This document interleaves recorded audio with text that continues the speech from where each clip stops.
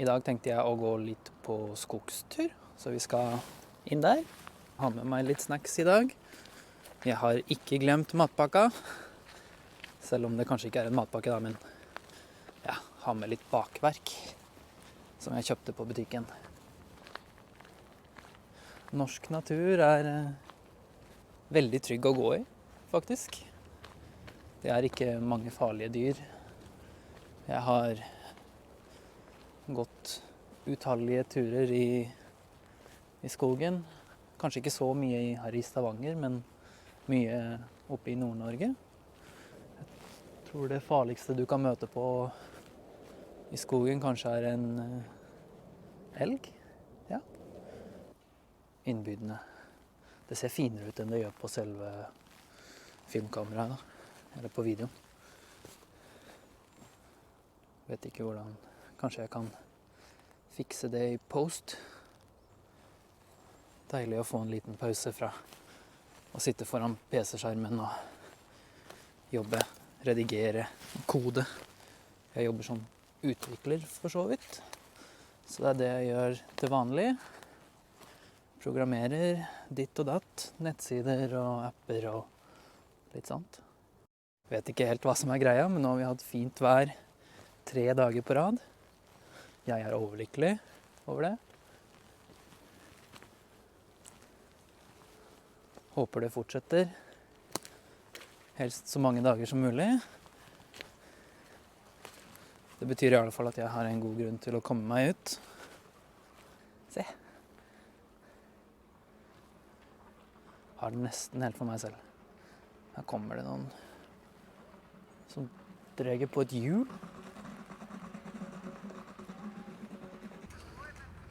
Jeg vet ikke helt hvorfor, men det virker som at i dag er dagen for å gå på tur med hjulet sitt.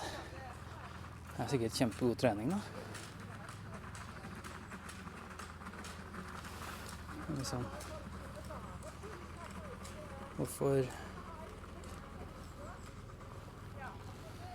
Hvilken klubb er det, liksom? Kanskje jeg skal melde meg inn?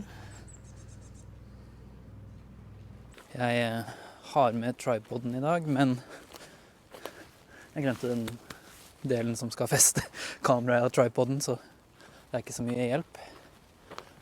Kan du se helt hit? Du? Ja, kameraet. Ja, du også for så vidt. Der er det jo faktisk en benk. Nei, men det er kulere å sitte på en trestubbe. Jeg sitter her litt. Gleder meg til forloveden min kommer tilbake til Norge.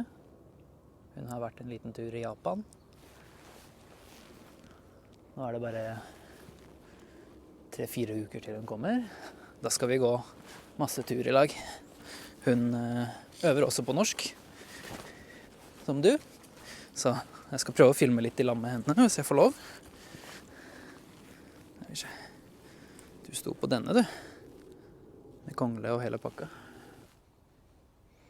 Kanskje ikke den mest charmerende kameravinkelen. Men fint oppe i trærne, da. Jeg kan jo vise uten meg. Føler at det blir litt for teit å ikke utforske opp her. Ble litt nysgjerrig på utsikten fra toppen, hvis det er noe utsikt da. Prøve å traske opp. Kommet et lite stykke. Sola begynner å gå ned. Håper det ikke blir veldig mørkt. Tror det skal gå fint. En liten stund til i alle fall. Vi trasker videre opp. Stå på, ut på tur, aldri sur. Det har du sikkert lest i en lærebok allerede. Eller hørt læreren si. Eller en veldig irriterende nordmann mens du er og går tur. Og du er sliten. Det også sier vi vel, det finnes ikke dårlig vær, bare dårlige klær. Om det er riktig eller ikke, det skal ikke jeg prøve å si noe på. Her, vet du. Nå begynner det å ligne på noe. innser jo at 2 år med rumpa på stolen foran PC-skjermen, masse programmering, ikke betyr at man blir i god form. Jeg prøver å trene litt nesten hver dag, annenhver dag kanskje. Men det blir ikke så mye kondisjonstrening. Så det må jeg visst gjøre oftere. For bare litt gåing i fjellet skal ikke gjøre deg så sliten som dette. Mener nå jeg, vanligvis.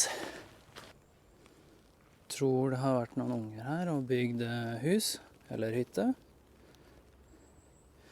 Kanskje ikke den mest vindtette bygningen jeg har sett, men fortsatt et koselig lite reir. Jeg har gått i denne skogen et par ganger før, i lag med forloveden. Da har vi ikke filmet YouTube-videoer, men vi har letet etter sopp. På høsten er det veldig fint og fuktig her i skogen, som gjør at vi finner utallige sorter sopp. Det er egentlig hennes hobby, men det ble fort veldig gøy. Jeg kan sikkert hive opp noen bilder på skjermen. Altså, dette var ikke med vilje, men skal vi se. Se der. Det er jo ikke fokus på fingeren min da, der oppe. Er det en sopp? Eller er det ment å være en sopp, kanskje? Det er jo kjempegøy. Ja. Snakker om sola, så skinner den. Hva er det på engelsk, da? Jeg har aldri sett at det er et så stort bygg på toppen her før. Men jeg har heller aldri gått denne veien. Usikker på om jeg kan finne den på nytt, om noen spurte meg. Har brukt mer tid på å se på kameraet enn jeg har på å se på veien jeg har gått. Det er folk der oppe da, så da kan jeg vel gå dit. Skal vi se. Bare midt i skogen, og så plutselig så kommer det ikke med en sånn gedigen tårn. Skal vi se der. Ullandhaugtårnet, ja. Nå skjønner jeg plutselig hvorfor folk har kommet hit. Her må jeg ta med meg forloveden min neste gang. Skal vise plutselig kjempeutsikt.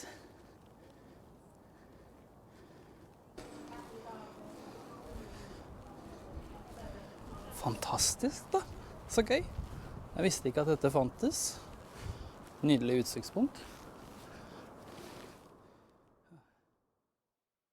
Ja, da var det jo veldig fint på toppen. Nydelig utsikt, og jeg rakk det rett før sola gikk ned.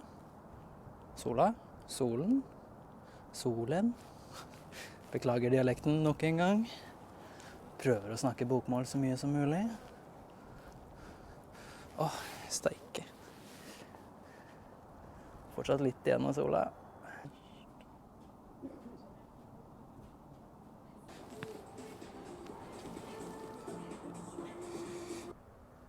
Det var egentlig meningen at jeg skulle filme en dag ute i naturen, ute i skogen, i litt ro og fred, men uansett hvor jeg ser i dag, så er det folk som trener, som er veldig gøy. Nordmenn har en tendens til å like å trene ute, som jo for så vidt er veldig fint. Slipper å dra inn på treningssenter bare for å røre på kroppen. Jeg har ikke snøring på hvor på kartet jeg er, og hvor jeg skal gå for å komme meg hjem, men det er bare å sjekke på Google Maps etterpå. Og ja, vi sier Google Maps, ikke Google Kart, eller hvordan ville jeg sagt det på norsk da? Vet ikke.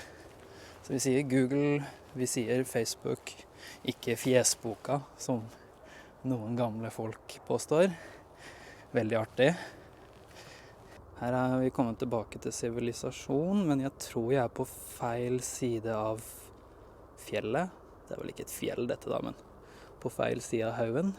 Jeg har med meg snacks i dag, bakverk, kanelsnurr. I dag tenkte jeg å sitte her, hvis det går seg til. Oi!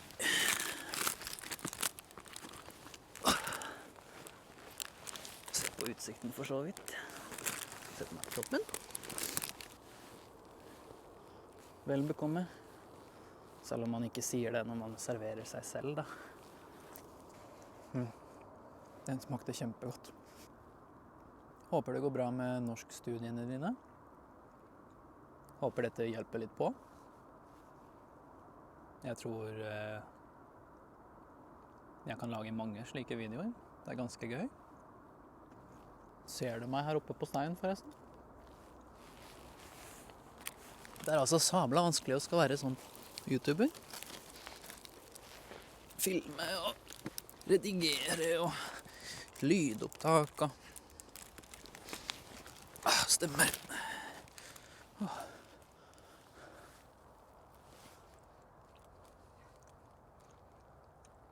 Men så er det ganske mye positivt med det også. Dere er kjempesnille. Så takk for alle kommentarene og oppmuntringene. Og så ses vi i neste video. Vi snakkes. Ha det bra.